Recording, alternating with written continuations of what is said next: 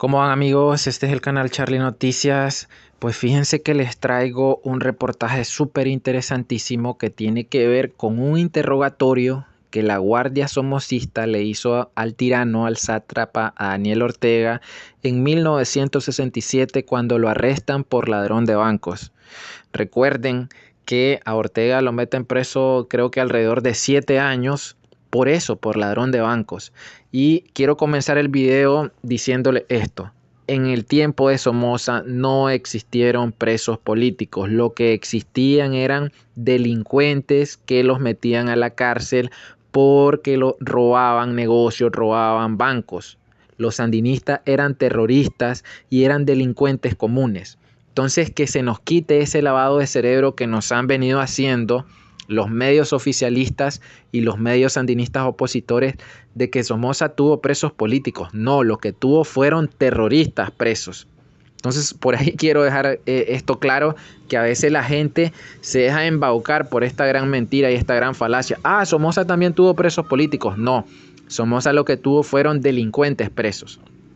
Ahora les quiero decir que este interrogatorio, Ortega pues soltó toda la sopa, tiró todo el vómito, dio el nombre, escuchen de cuántas personas, dio los nombres completos de 58 personas que pertenecían al FSLN, que pertenecían a este grupo criminal. Gracias a esos nombres es que la Guardia pudo encarcelar a más sandinistas en ese tiempo. Al final es un comandante soplón, ¿ya vieron? Entonces, todo ese mito que el sandinismo quiere construir alrededor de Ortega es mentira. Ortega es el comandante soplón, el comandante oreja, el comandante topo. Pero él nunca ha sido un valiente. Imagínense que desde el mismo inicio quemó a sus propios amigos. A él le encanta cantar, por eso es que Laureano y Juan Coca les gusta todo esto de andar cantando ópera y andar con sus grupos musicales. Ya viene todo de familia, viene todo de sangre. Entonces, que se nos quite también esa mentira que Ortega es el gran comandante. No, desde sus mismos inicios fue un soplón. Entonces, como les decía, dio el nombre completo de 58 personas. También dio el nombre y las direcciones de las casas en donde estaban ubicados los terroristas, o sea, las casas de seguridad que alquilaban o eran casas que les prestaban familiares, conocidos o personas que simpatizaban con estos terroristas. También dio y confirmó todos los delitos que habían cometido y cómo los cometieron. Y eso se lo voy explicando más adelante. Solo es un breve aperitivo por si no se quieren quedar a ver todo el video. Entonces, por ejemplo, entre las 63 preguntas, que no se las voy a leer todas, pero sí les hice la recopilación de las más importantes. Por ejemplo, aquí en la pregunta 11, ¿qué cargo tiene usted o tenía antes de ser capturado en el Frente Sandinista? Respuesta, pertenecía a la dirección y no tenía cargo específico. Es decir, Ortega pertenecía a la dirección de este grupo criminal. De ahí es que tenía tanta información. Oigan la pregunta 12. ¿Cuáles son los cargos o trabajos que le han asignado en el Frente Sandinista? Respuesta. Tuve contacto, o sea que servía de enlace entre las guerrillas y la resistencia. Fui responsable del asalto a la sucursal del Banco de Londres y tareas organizativas con el fin de preparar golpes para conseguir más dinero. Ahí está, el propio Daniel Ortega acepta que del mismo inicio fue un delincuente, fue un criminal, fue un ladronzuelo. Vean, él se encargaba de andar robando. Nunca fue el cerebro del Frente Sandinista. Entonces, esto es lo más impresionante de la historia del Frente. Cómo alguien que era un ladronzuelo que, así como él lo podía cumplir cualquier otro tipo de persona, esa labor, pudo llegar a ser la cabeza durante más de 40 años del Frente. Impresionante lo que pasa en las estructuras del sandinismo, perdón. Ahora vamos con la pregunta 14. Mencione los nombres de todos los integrantes de las guerrillas. Respuesta. Carlos Fonseca Amador, Silvio Mayorga Delgado, Tomás Borges Martínez, Oscar Turcios Chavarría, Rigoberto Cruz, Carlos Alberto Tinoco, Ernesto Hernández González, Carlos Reina, Danilo Rosales Argüellos, Otto Casco, Edmundo Pérez, Francisco Moreno Avilés, Fausto Heriberto García Arauz, Regis Mairena. Ya que Ortega quemó a todos los integrantes de las guerrillas que estaban en el campo, que estaban en la montaña. Después les dice, pregunta 15, mencióneme los nombres de todos los integrantes de la resistencia, o sea, los que trabajan en la ciudad. Respuesta, Rolando Roque Fonseca, Mariano Barahona, Jorge Bravo Sáenz, Manuel Rivas Narciso Cepeda, Vázquez, Manuel Noriega, Fausto Amador Arribta, José Escobar Pérez, Enrique Loren Ruiz. Ortega dio todos los nombres de todos los terroristas que estaban en el campo, en la montaña, y todos los nombres de los criminales y terroristas que estaban en la ciudad. Vean qué impresionante la cantidad de información que les dio el tirano. Y seguramente esta información fue parte de un trato, aparte que no quería que lo torturaran, no quería que le hicieran algún tipo de tortura, tampoco quería pasar las duras en la cárcel. Es decir, él les dijo, les voy a dar toda la información y más de lo que me piden a cambio. No me torturen y denme privilegios en la parte. De ahí que todas estas fotografías, alguna de ellas que les he puesto, es de Ortega cuando estaba en la cárcel. En alguna de ellas aparece con una camisa rayada. Ahí estaba en La Modelo, donde pasó 7 años. Y pues ahí, como ven, a los delincuentes sandinistas no se les ve maltratados, no se les ve demacrados. Es más, se ven mejor que cuando estaban libres.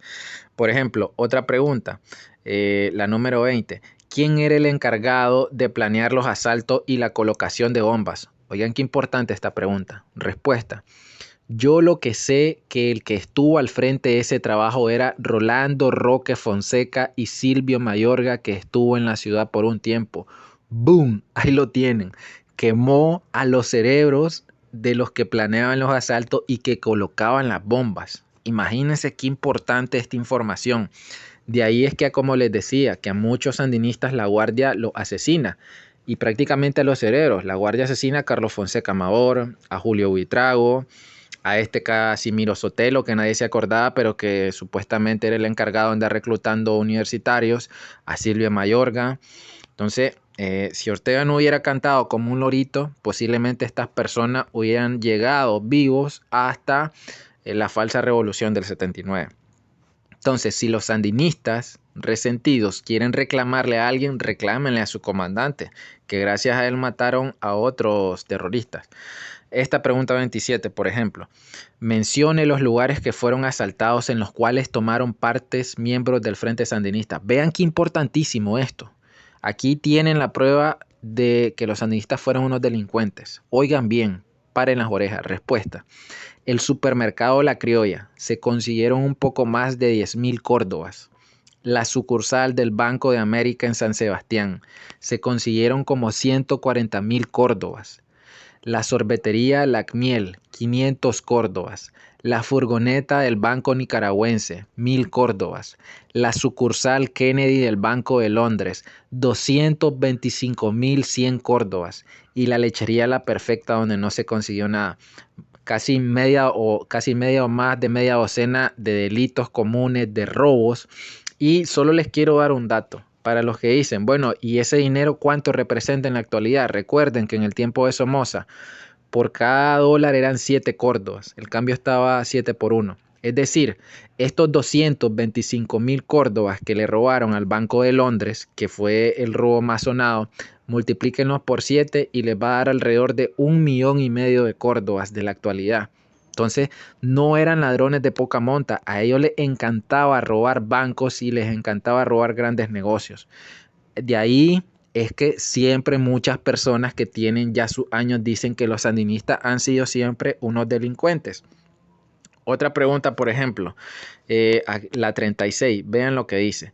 ¿Qué armas tenían en la montaña? Vean qué importante esto. Respuesta. Había como 3 Garand, 2 carabinas, creo que 2 Springfield, una subametralladora a la Thompson, un Racing, creo que un Mauser, 2 rifles calibre 22 Hornets, 2 rifles calibre 22, que no sé qué marca eran, como 3 carabineras, 2 granadas de mano, varias bombas de mano hechas en tarro, como 8 pistolas calibre 45 y varios revólveres calibre 38. También había como 4 escopetas. Eso es todo lo que recuerdo. Vean que el tirano le dio la información de todo el arsenal que tenían los terroristas en ese tiempo. Este tipo de información era súper valiosa para la Guardia, porque de acuerdo a las armas que tenían los criminales, la Guardia podía implementar estrategias para aniquilarlos. Entonces, vean todo, por eso les digo, el sandinismo siempre ha sido una mentira. Ellos se han querido llenar la boca que han sido unos valientes, que tienen gallardía, que tienen lo que ponen las gallinas, pero siempre han sido unos cobardes de poca monta. Por ejemplo, otra pregunta, la 41, vean lo que dice. ¿Con qué nombres en el pasaporte salieron fuera del país? Respuesta: no sé los nombres. El que se encargó de eso fue Gustavo Adolfo Vargas. Entonces, esto es importantísimo. Ustedes muy bien saben, los que conocen de historia y los que no se los digo, que los sandinistas viajaban a menudo a Costa Rica y a Cuba. Entonces, ¿cómo es posible que salieran de Nicaragua tranquilamente por frontera, por aduana, y la Guardia nunca los hubiera detectado, nunca los hubiera echado presos? Era por esto, porque había una persona que se llamaba Gustavo Adolfo Vargas que falsificaba los pasaportes y las identidades para que Somoza no pudiera detectar a los terroristas. Entonces Ortega quema al cerebro por el cual los sandinistas podían salir. Hasta en eso el tirano no dejó que a nadie de pie, a todos los decapitó. Oigan esta otra pregunta, la 42.